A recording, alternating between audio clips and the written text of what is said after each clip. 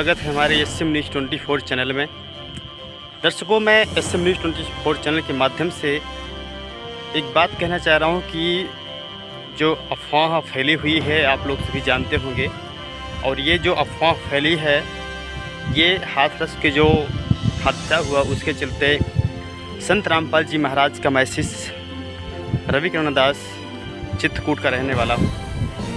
और सबसे बड़ी बात यह है कि कहीं भी कोई भी क्राइम किसी संत के द्वारा होता है तो संत रामपाल जी महाराज के नाम को ज़रूर उनके साथ घसीटा जाता है। ये सबसे बड़ी गलती है उन मीडिया कर्मियों की, उन मीडिया वालों की, उन एंकरों की। हम सबसे बड़ी बात यही कहेंगे कि यदि किसी में दम है, किसी के माई के लाल में दम है, किसी एंकर, किसी मीडिया चैनल में, तो संत रामपाल जी महाराज की सच्चाई को दिखा के सामने जनता के सामने लाए। इतने सारे प्रोग्राम संत रामपाल जी महाराज के सानिध्य में होते हैं।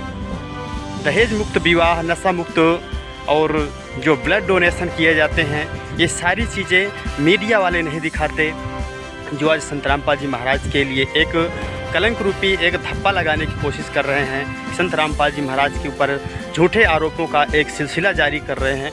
अगर उनके किसी माई के लाल में दम हो तो संत रामपाल जी महाराज के जो सच्चाई है, वास्तव में जो उनके गुण है, जो वास्तव में उनका ज्ञान है, सभी ग्रंथों को लेकर के उस बात को समाज के सामने रखें और देखें कि ये सच्चाई क्या है। अभी तक संत रामपाल जी महाराज ने सभी देशवासी विदेशों में संत रामपाल जी महाराज के ज्ञान की चर्चाएं हो रही है। संत रामपाल जी महाराज ने एक एक ग्रंथ को खोल करके दिखा दिया है कि कहाँ पे क्या श्लोक, कौन सी क्या पृष्ठ पे क्या लिखा हुआ है। अगर इतना देख करके भी अगर कोई जाग नहीं रहा तो ये सबसे बड़ी भूल है उनकी। और मैं सभी मीडिया कर्मियों को बार बार ये कहता हूँ कि यदि आप में दम है तो संत रामपाल जी महाराज की वो सच्चाई को दिखाइए जो संत रामपाल जी महाराज समाज के सामने लाना चाह रहे हैं। और ये झूठी अफवाहें दिखाने से आपके कोई मतलब निकलने वाला नहीं है। वो सच तो सच ही रहेगा। कहते हैं कि सच परास्त नहीं होता, सच को बदनाम किया जा सकता है किसी समय तक, लेकिन वो अपने स्थान पर वो सत्य सत्य ही रहेगा। इसलिए हम कहते हैं कि कल वो समय न आए कि आप लोगों को पछताना पड़े। सच्चाई को दिखाना कोई इतना कठिन बात नहीं है, आप दिखा सकते हैं।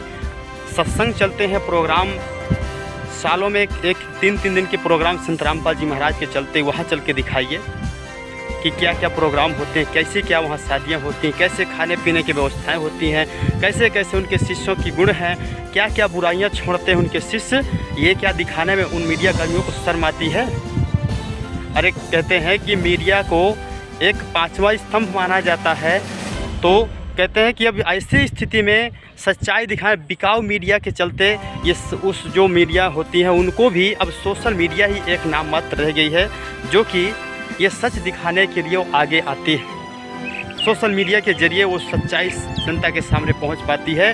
बाकी बिकाऊ मीडिया, गोदी मीडिया के चलते कुछ भी संदेश किसी जनता तक नहीं पहुंच पाता है। बस पैसे पा गए, किसी के द्वारा कहीं से पैसे अगर मिल गए तो वो वही दिखाना शुरू कर देते हैं जो पैसे से दिखाया जाता है। जो पैसे वाला कहता है कि ये दिखाओ, वही दिखाया जाता है। शर्म आनी चाहिए आपको, चुल्लू भर पानी में डूब के मर जाना चाहिए। ऐसी स्थिति में संत रामपाल जी महाराज कैसे संत शिरोमणि पर आप इतना बड़ा दोषारोपण लगाने की कोशिश कर रहे हैं। यदि आप में दम है तो आइए संत रामपाल जी महाराज के ज्ञान को उठा के जनता के सामने लाइए। मैं सभी अपने देशवासियों से कहना चाहता हूं कि आप भी बुद्धिजीवी हैं, शिक्षित हैं, पढ़े लिखे हैं। संत रामपाल जी महाराज की लिखी पुस्तकों को उठाइए और देखिए कि आखिर में सच्चाई क्या है। सभी ग्रंथों को प्रूफ करके संत रामपाल जी महाराज ने दिखाया। यदि आप बुद्धिजीवी हैं तो नहीं, आपके पढ़ने लिखने का कोई मायने नहीं रखता है। बिल्कुल दिखाइए। दर्शकों, ये जो बात मैंने कही, ये मैं स्टूडियो में न रह के मैं रोड पे भ्रमण करने के लिए निकला हुआ था, और ये बात मुझे बोलना बहुत ज़रूरी हो गया। और यहाँ तक कि SM न्यूज़ चैनल कई प्लेटफार्मों के माध्यम से, कई मतलब ट्विटर के माध्यम से ये अवगत करा दिया गया है, और ये ज्ञात हो गया होगा उन गोदी मीडिया को कि हमने क्या किया है।